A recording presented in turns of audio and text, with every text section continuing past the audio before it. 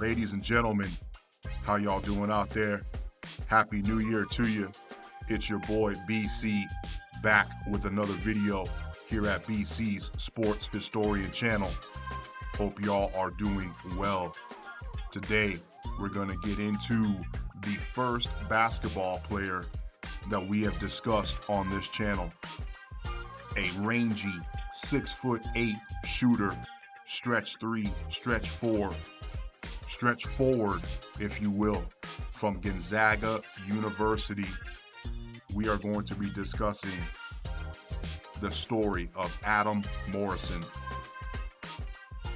Without any further ado, let's get it. Adam was born on July 19th, 1984.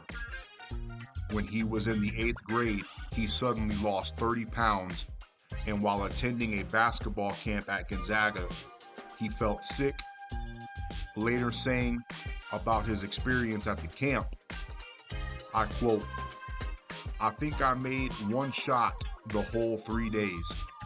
I was sicker than a dog. I didn't want to play. I couldn't do anything." Shortly after this, Morrison was diagnosed with type 1 diabetes. He took his diagnosis surprisingly well. The second time a nurse came to administer insulin, he stopped her, telling her, and I quote, "Since I'm going to be doing this the rest of my life, you might as well show me how to do it."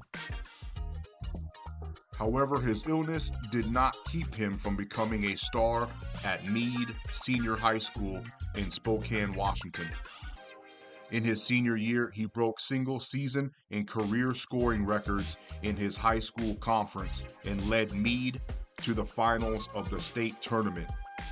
Despite playing in the final game with hypoglycemia so severe that he nearly had a seizure, he scored 37 points in a losing effort. It was Meade's only loss that season. Morrison was not heavily recruited out of high school. Dave Tellep of Scout.com admitted it was one of the biggest mistakes of his career. They left him off the top 100 list. They ranked him the number 26 small forward. And Dave of Scout.com vows to never make that mistake again. Morrison arrived at Gonzaga University to play for the Gonzaga Bulldogs in 2003. In his freshman year, he averaged 11.4 points per game, with a season-high 22 points against St. Mary's. Gonzaga won the West Coast Conference regular season title. Morrison was named to the WCC, which is the Western Coast Conference, all-freshman team. In his sophomore year, Morrison averaged 19 points per game. He scored a season-high 28 points at home against San Francisco, including the game-winning shot with 0.6 seconds left to play in the game. Gonzaga again won the West Coast Conference regular season title. Morrison made the All-West Coast Conference first team and was selected to the Basketball Times All-West Coast team, as well as being named an honorable mention Associated Press All-American. In Adams' junior year at Gonzaga, he was the nation's leading scorer with 28.1 points per game. He later shared the National Player of the Year award in a friendly rivalry with J.J. Redick of Duke. He later decided to turn pro, forgoing his senior year of college. Morrison was selected 3rd overall in the 2006 NBA draft by the Charlotte Bobcats. On July 6, 2006, the Bobcats signed Morrison to a 2-year contract. He was the first player drafted by Michael Jordan in his tenure as manager of basketball operations with the Charlotte Bobcats. However, Morrison lost his starting job midway through his rookie season, in part because of his defense and because he shot only 37% for the year. On October 21st, 2007, the Bobcats announced that Adam Morrison sustained a severe injury to his left knee in a preseason game against the Los Angeles Lakers. An MRI scan performed after the game indicated a torn ACL. Morrison underwent surgery to repair the damage, which required several months of physical therapy after surgery, and Morrison missed the whole 2007 through 2008 NBA season. On February 7, 2009, Morrison and teammate Shannon Brown were traded to the Los Angeles Lakers for Vladimir Radmanovic. Morrison won NBA championships with the Lakers in 2009 and 2010, but saw very limited playing time. He was released following the 2009-2010 season. Following their 2010 Finals win over the Boston Celtics, several Lakers players appeared on the Jimmy Kimmel Show, and clips were shown of Morrison merely watching on the bench or joining in the championship celebration. Kobe Bryant defended Morrison for his unselfishness in contributing to the team, considering him one of his favorite teammates. Morrison later recalled building a relationship with Kobe Bryant that continued to the end of his career, including being thankful for the star standing up for him in the face of the national media. Adam Morrison signed with the Washington Wizards in 2010, but was waived at the end of training camp before playing a regular season game. In September 2011, Morrison signed with KK Crvena Zvezda. Bear with me, guys. This is a basketball team in Belgrade, Serbia. So the pronunciation, I do not speak Serbian, so bear with me on that. But he was released from his contract in November of 2011, just a month later, to pursue other opportunities. During his 8-game stay in Belgrade, Morrison averaged 15.5 points, 3.1 rebounds, and 1.5 assists in 29 minutes a game, becoming the team's top scorer and the second overall top performer during the 2011 Adriatic League season. Bear with me, guys. We got another hard to pronounce team out of Turkey that Morrison played for. In January 2012, Morrison signed with Besiktas Melenges for the rest of the 2011-2012 season. However, he left the team in April of 2012 due to a lack of playing time. After being absent from the NBA since being waived by the Wizards, Morrison played in the 2012 NBA Summer League for the Brooklyn Nets and averaged 5.2 points and 19.2 minutes in 5 games with the team. He then joined the Los Angeles Clippers Summer League team, averaging 20 points, 5 rebounds, and 1 assist in 5 games.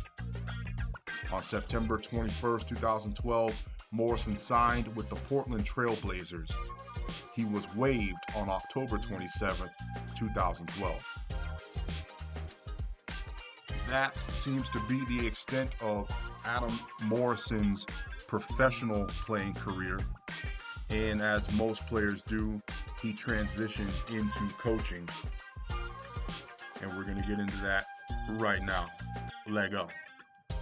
In July 2013, Gonzaga basketball coach Mark Few announced that Morrison would be a student assistant with the basketball team. Morrison had returned to Gonzaga to take classes after completing his undergraduate degree at Gonzaga in 2014, majoring in sports management. Morrison became an assistant video coordinator for the Gonzaga Bulldogs for the 2014 through 2015 season. but he was weighing his options for his career after the season ended. And at this point, Morrison transitioned into a broadcasting and podcasting career. Adam Morrison was named the color commentator for the Gonzaga men's basketball radio broadcast with former KREM2 sports director Tom Hudson in October 2017. Since the 2021 season, Morrison has hosted the Perimeter podcast, focusing on conversations with basketball and sports figures and more detailed analysis of the Gonzaga men's basketball team. The program was voted Best Local Podcast by The Inlander in 2021. He also co-hosts the Gonzaga National Podcast. So life after basketball, Mr. Morrison seems to be doing pretty good with his broadcasting and podcasting career. He currently lives near Spokane, Washington with his 3 children. So I believe at this point Adam is in his 40s, and I'm glad he was able to move on to the next phase of his life. I remember Adam quite well at the University of Gonzaga. At 6'8", he was very rangy, had a great shot, great three-point shot, great mid-range. He was what you would consider now in today's NBA to be like a stretch 3 or a stretch 4. He wasn't quite big enough to be a center or maybe even a power forward. Probably consider him more to be a small forward, but he was a great shooter nonetheless. Not really known for playing great defense. At his height, 6'8", he would block a shot here and there, but he was kind of known for being a statue on the defensive end. Real easy to blow by and get to the rim on. He played hard, and he was a great teammate, but that lack of defense, I think, hurt him in his professional career. And I think he just kind of might have felt a little bit of the pressure too, being a third-round pick and being the first pick of Michael Jordan, who had just became the head of basketball operations for the Bobcats. A lot of pressure there, and he was missing a lot of shots that he would normally make in his rookie season, and I think that might have got to him a little bit too. But what I find very interesting and quite spectacular is he played his entire career with type 1 diabetes. He was diagnosed at the age of 13. That is pretty incredible to me. Diabetes runs in my family. Damn near all the men in my family have it. Quite a few of the women do. My grandmother had to have her leg amputated due to diabetes. Folks, that's nothing to play around with.